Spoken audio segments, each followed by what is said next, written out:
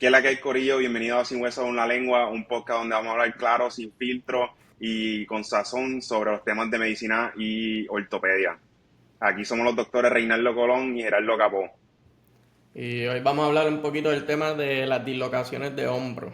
En específico porque me habían mencionado que uno de los jugadores del Real Madrid había tenido una dislocación de hombro este pasado season y él seguía jugando, lo estaban manejando sin operación por el momento. No sé si eso ha cambiado desde la última vez que tú chequeaste, si el jugador terminó teniendo la cirugía o no.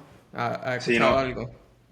él tuvo problemas desde el final de la temporada pasada, siempre tuvo problemas de inestabilidad y él trató de hacer rehabilitación y el argumento siempre fue, o el plan era cuando terminaran el mundialito de clubes ahora en Estados Unidos, que se iba a someter a cirugía y tuvo la cirugía hace como, qué sé yo, como 1 o 2 semanas y entonces ya empezó la rehabilitación, pero esto fue algo que él estuvo manejándose. Si ves las fotos e imágenes de él en el campo, siempre estaba todo vendado y haciéndose rehab de rotator cuff, pero para eso vamos a hablar ya mismito. Sí, no sé si hay algún video donde demuestre exactamente cuál fue el injury que pasó cuando tuvo la dislocación. Podemos buscar uno y ponerlo en el video. Yo sí vi par de fotos donde lo tenían como que, tú sabes, le tenían todo este vendaje protectivo para ver, para prevenir lo más posible. Aquí tengo una listita, el más reconocido, ya hablamos de Jude Bellingham, pero obviamente ese es el nene. Tengo aquí a Shohei Ohtani en noviembre del 2024, en la Serie Mundial, en el segundo juego, él tuvo inestabilidad cuando estuvo tratando de ir a segunda base y él pudo continuar, no, actually, él tuvo que parar y no pudo Ujú. jugar por unos cuantos juegos hasta después volver en los últimos juegos de la Serie Mundial, pero tuvo cirugía en el off-season y ya volvió a jugar, a batear y también ya regresó también a pichar, pero él tuvo otra cosa por el Tommy John, que es otra lesión que él tenía, pero no ha tenido recurrencia, podía volver al campo. Otros jugadores, Julius Randle de los New York Knicks de la NBA, en enero del 24, él también trató de él tuvo un evento de inestabilidad y él trató, actually, de volver a hacer como un trial de non-op y tratar de seguir jugando, pero tuvo inestabilidad recurrente que se le mencionaron y pues obviamente optó por hacer cirugía y ya regresó otra vez, él está jugando todavía con los Knicks. Ujú. Hablamos, el boxeador Lomachenko, él tuvo también un evento en una de sus peleas, tuvo cirugía y la próxima pelea que él volvió, noqueó al oponente, le dio un technical knockout, so vuelves igual con el mismo punch, a darle un par de bofetadas aquí a la gente y volver al return to sport. Pero obviamente vamos a hablar de cuán, pues las probabilidades de que vuelva a pasar y qué tipos de sistemas de puntuaciones de riesgo utilizamos para definir, ¿verdad?, quién tiene una probabilidad grande de recurrencia y quién no. Pero antes de empezar todo eso, pues vamos a hablar un poquito de la anatomía, ¿verdad? En cuanto al hombro o en específico lo que llamamos el shoulder joint, ¿verdad? Tiene muchas estructuras. La La coyuntura. coyuntura, gracias, Rey. La coyuntura tiene muchas estructuras, empezando desde adentro. Si lo visualizas desde adentro, yo siempre le explico al paciente que es como si lo piensas, es como una bolita de golf en el chi. Y pues eso, tienen lo que se llama una parte del hueso que viene de la escápula y tiene tu humerus que forma la otra parte. Es también otra parte de ese hombro que se llama un labrum. Yo no sé si le dicen diferente en Yo creo el español, en labro. realidad, Sí. el labro. Y eso es, pues, ayuda con un poco de estabilidad en el hombro. Y es otra estructura que también está hecha en colágeno y entonces, pues, provee más estabilidad. Y alrededor de todo eso, pues, tienes todos tus tendones de los músculos que forman parte El de manguillo rotador. exactamente, y también tienen los ligamentos, unos pequeños ligamentos. Rey me está ayudando aquí con el español porque a mí se me está olvidando el Le día de estamos hoy. metiendo aquí el Spanglish a fuego. Sí, y cabe mencionar que parte de esto hay dos tipos de inestabilidad que hay que estar mencionando.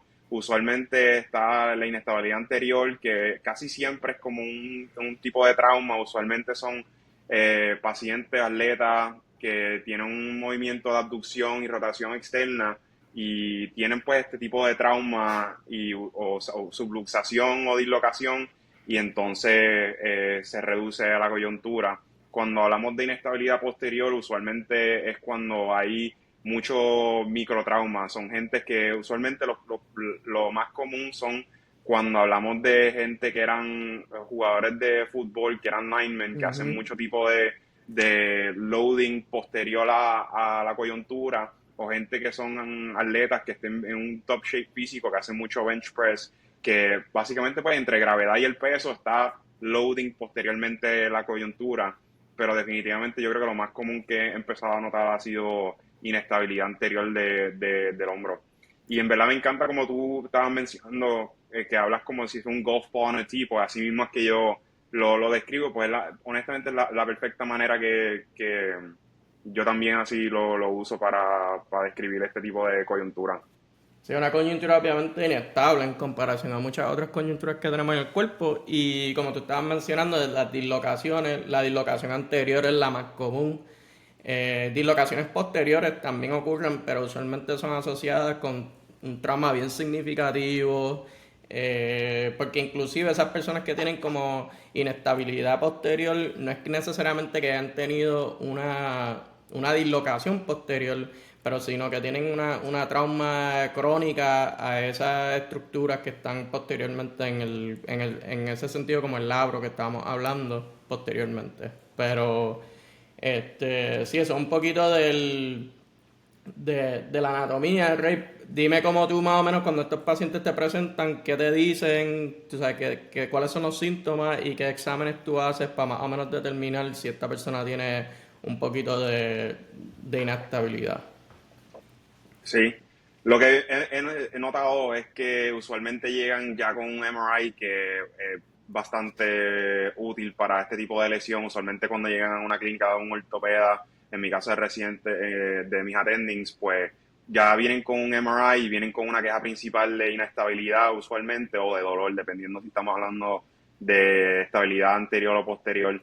Usualmente cuando hablamos de inestabilidad anterior, casi siempre vienen que tienen microtrauma y tienen como inestabilidad el chief complaint, la queja principal, y casi siempre hubo un evento traumático. Estaban haciendo, como pues, estamos en la parte militar, usualmente lo más que veo son Marines que están en el Combat Course o están haciendo algún tipo de combate o algún tipo de entrenamiento de evolución que requiera mucho esa abducción y rotación externa y tuvieron un Ujú. evento, se dislocaron el hombro o tuvieron un microtrauma que sintieron como mi hombro, sentí que se movió y se volvió a su punto normal y desde ese momento no han vuelto a ser el mismo.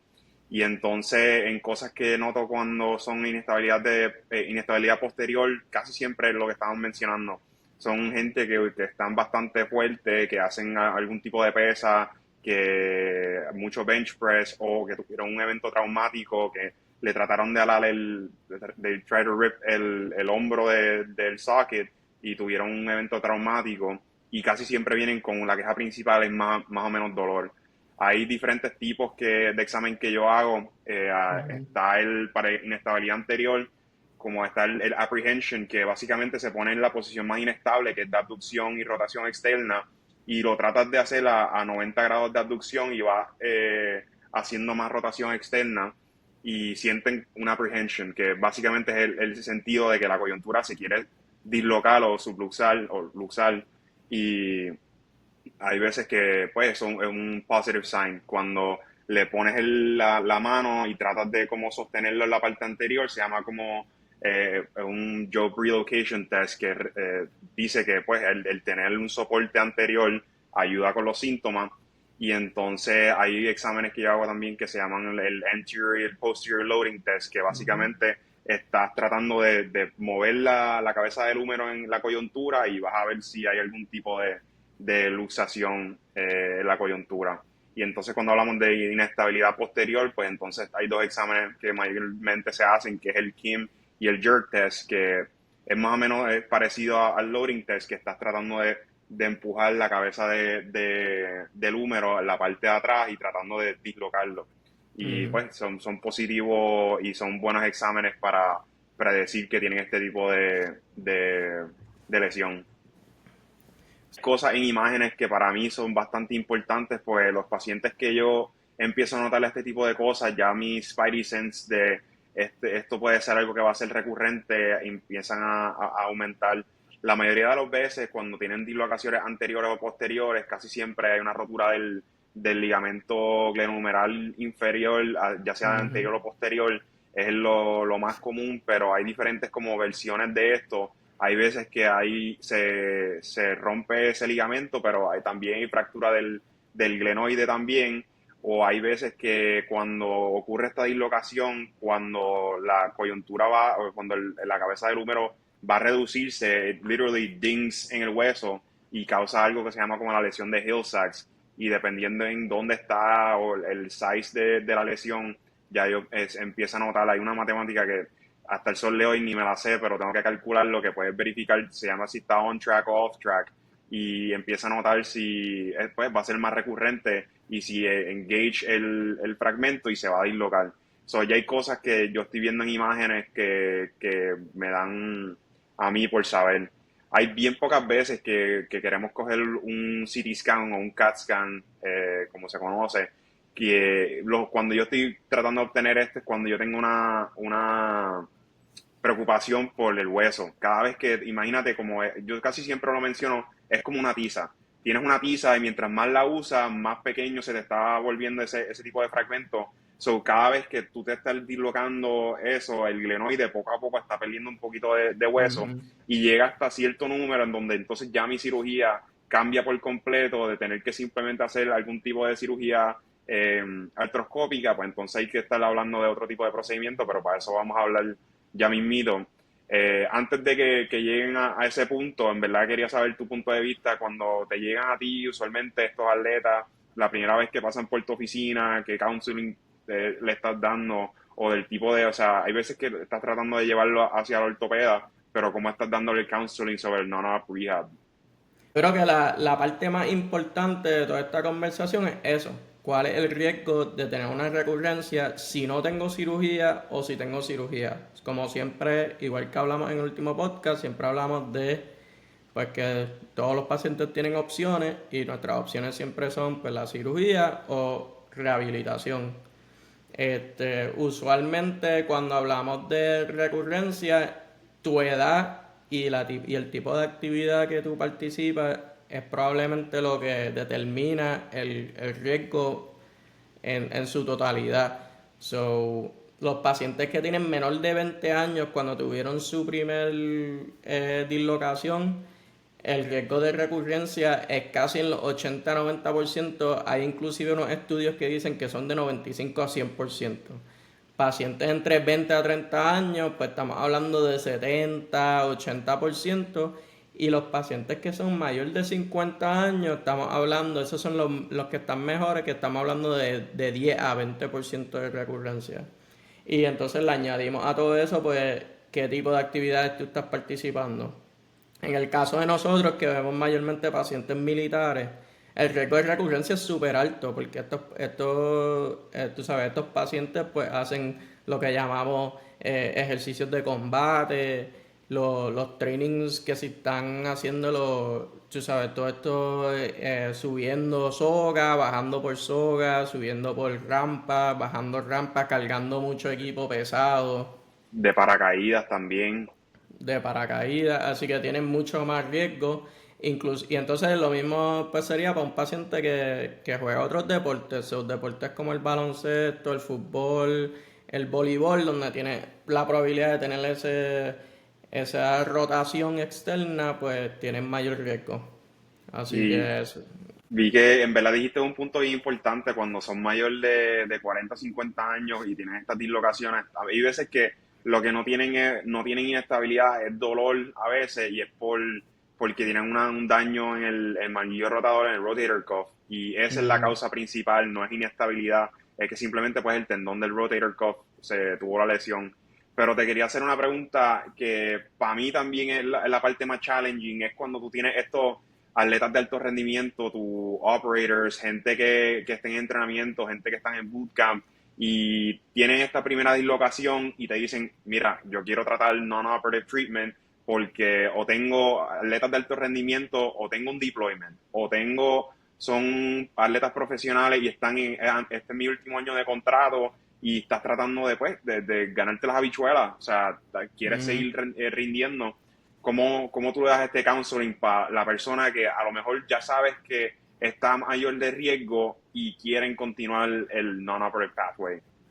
Pues sí, pues eso en verdad son difíciles, pero tienes que buscar la manera de que muchas cosas salgan bien. Eso lo primero es la parte de fortalecer. Tenemos que fortalecer lo más posible cada vez que no esté en juego o no esté haciendo una misión específica, tienes que estar fortaleciendo todo ese rotator cuff muscles. Lo otro sería, ellos tienen que estar bien seguros de cómo se siente una dislocación y quién te puede ayudar en una dislocación. Algunas dislocaciones tú las puedes básicamente, tú mismo puedes poner la coyuntura donde va. Y hay otras que necesitas otra gente para ayudarte. Así que, ¿qué significa eso? Para algunos atletas profesionales, pues ellos tienen entrenadores atléticos que saben cómo hacer eso. Algunos de ellos tienen hasta doctores en el sideline que lo pueden hacer. Y en nuestro caso, pues los medics que están con las unidades, pues algunos de ellos sí están entrenados a cómo poner esa coyuntura, relocalizar esa coyuntura. Este, y entonces pues yo en realidad no les doy más nada porque en términos de evidencia, yo sé que hay mucha gente que hace como que ponen todo ese, pues los tapes y buscar la forma de como proteger la coyuntura, pero es que el hombro es una coyuntura tan difícil de proteger y te venden todos estos braces y todas estas cosas bien cool que te enseñan para los atletas y en verdad ninguna de ellas tiene evidencia. So, eh, si la usas y te sientes más cómodo, pues chévere, pero si no tienes el dinero y si no lo debes el beneficio, pues no la uses.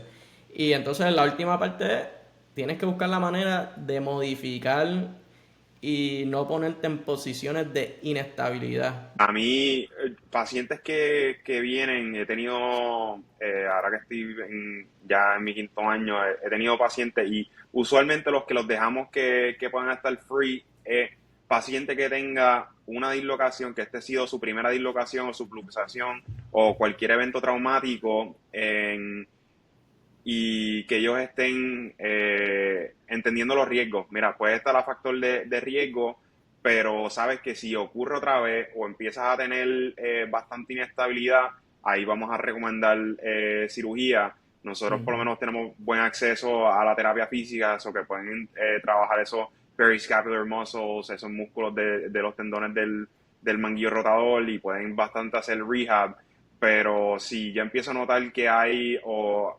recurrencia o ya esto ha pasado más de una vez, pues ahí usualmente yo voy a recomendar que se esté discutiendo sobre la cirugía, porque como estaba mencionando, mientras más veces tengas estos episodios de luxación o dislocación, más hueso se va perdiendo y entonces va cambiando la cirugía. Y Ujú. puede ser de un procedimiento que es artroscópico a una cirugía abierta completa del hombro, que viene con su comorbilidad de la cirugía.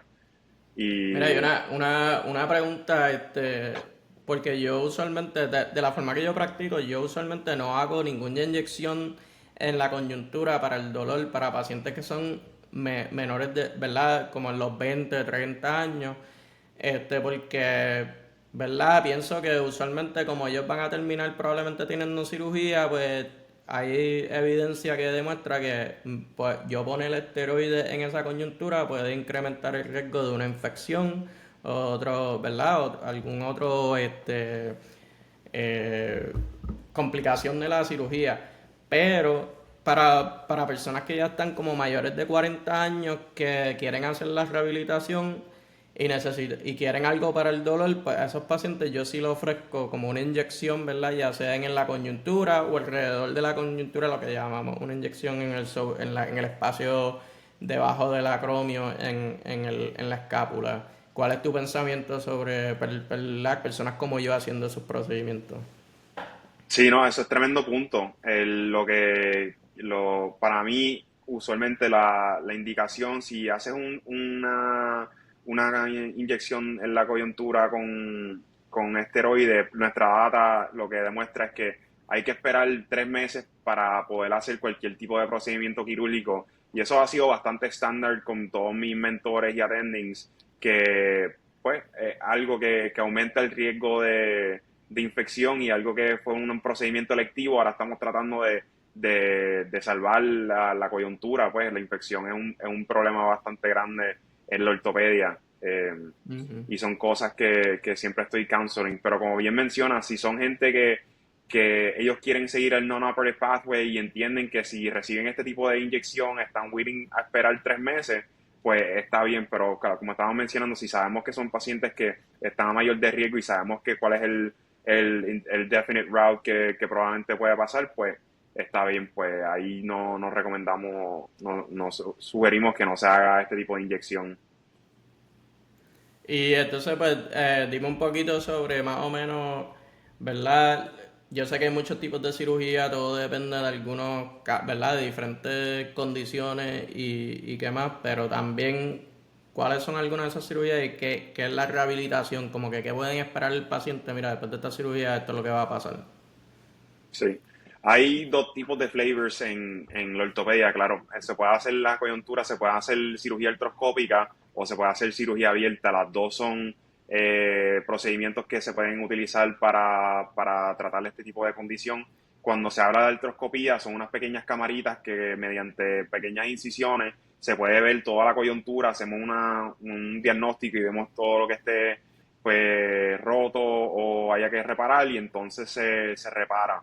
Usualmente lo que utilizamos se llaman suture anchors, que son, después lo que dice, se hace un pequeño hueso, un pequeño hueco en el hueso, se pone el implante y entonces mediante sutura se tacks down y se repara el labro con un poquito de la cápsula de la coyuntura para estabilizar. Y básicamente lo que estamos tratando de hacer es hacer un bumper en la parte del frente o en la parte de atrás para prevenir que haya ese tipo de luxación o movimiento inestable en la coyuntura. Y eso se puede hacer artroscópico, se puede también hacer abierto.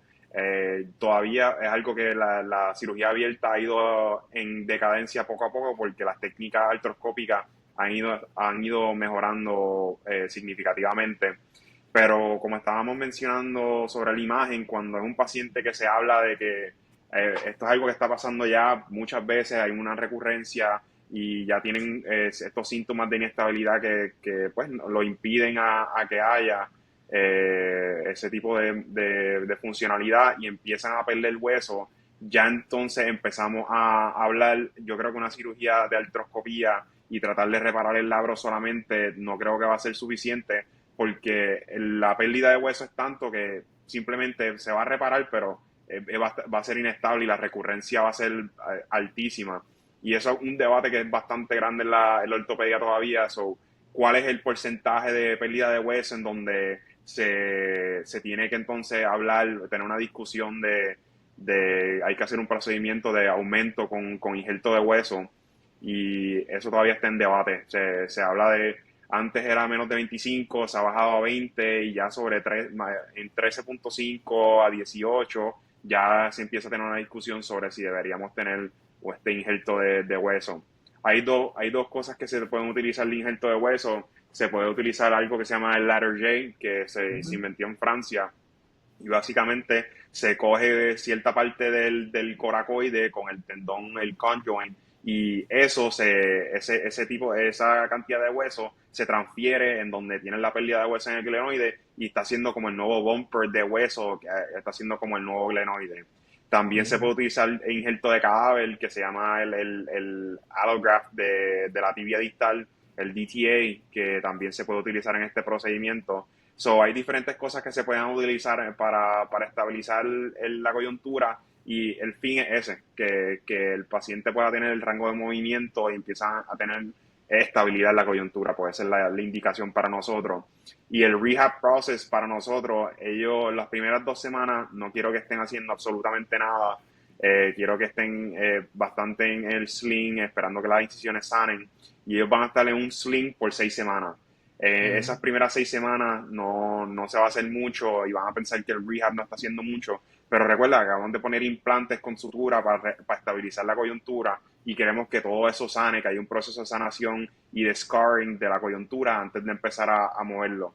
Ya de las 6 semanas a los 3 meses se empieza a empezar a ramp up las actividades y empiezan a hacer más cuestión de movimiento. Yo lo que quiero es que ya a los 3 meses el paciente tenga full range of motion en forward flexion, abducción, rotación externa e interna, y entonces ya a los 3 meses, pues entonces empezamos el return to sport, como se dice, empiezan con su gradual strengthening poco a poco hasta que pues ya usualmente a los 6 meses ya quisiéramos que este paciente ya esté otra vez en el campo, en la cancha, en el combate, ya sea cualquier su deporte. Sí, sí, usualmente estamos hablando de la temporada completa en realidad, sí pasa el principio, pero ya para esa próxima temporada el jugador debe estar volviendo al campo, obviamente todo dependiendo de qué posición está jugando, o sea, qué posición juega y muchos otros factores, ¿verdad? Pero sí, eso es más o menos lo que yo le digo a mis pacientes también cuando ellos vienen, yo le digo, mira, probablemente 6 meses de rehabilitación después de que tengan la cirugía todo, y en ese tiempo pues vas a tener periodos de inmovilización y periodos de rehabilitación conmigo y con el terapista físico y entonces pues por ahí vamos. Y usualmente pues con los ortopedas que yo he practicado pues los quieren bastante como bastante tight al principio. O sea, yo diría que por eso es probablemente que están las 6 semanas en el sling sin movimiento, es porque queremos que formen, tú sabes, esa cicatriz en la coyuntura para limitar un poco de esa inestabilidad. Así que a diferencia de la conversación que tuvimos del Aquiles, del talón de Aquiles, la mayoría de los pacientes cuando tienen estas cirugías vuelven a dar el rendimiento esperado, ¿verdad? Y la mayoría de los deportes que nosotros estamos viendo pues no requieren pues tanto movimiento en esa posición inestable, así que sí, es impresionante. Y vamos a ver qué otra cirugía. Obviamente hay muchos debates, cuál es la mejor cirugía, qué tipo de Sí. cirugía. Y lo que vamos a seguir viendo es que van a haber mejores opciones y que vamos a poder hacer más estudios para que estos jugadores puedan volver más rápido todavía. Sí, ya lo que dije en el episodio pasado, si tienes este jugador tuyo en tu fantasy que no lo draftees si tiene un talón de Aquiles, mira, para este tipo de lesión, el jugador, los odds are es que puedan regresar a su mismo nivel, así que manténlo todavía en tu queue y lo puedes draftear para el año que viene. Duro. ¿Tienes algo más, Rey? Yo creo que eso es todo lo que tenemos para el día de hoy. Eso es todo lo que tenemos para el día de Este, hoy. Gracias a todos los que están viendo los videos, sigan dándole like, date subscribe. Tuvimos el primer comment en nuestro último video. Pepi, te estamos viendo, ¿ok? Ah, Así que sigue no te comentando. escondas, papá. Exacto, si conoces a alguien que tuvo una dislocación de hombro, tírale el nombre ahí para saber qué otros casos. Y nada, nos vemos en el próximo episodio. Tenemos muchas sorpresas por ahí. Gracias a todos. Y esto es, pues, sin hueso en la lengua. Así que gracias, nos vemos.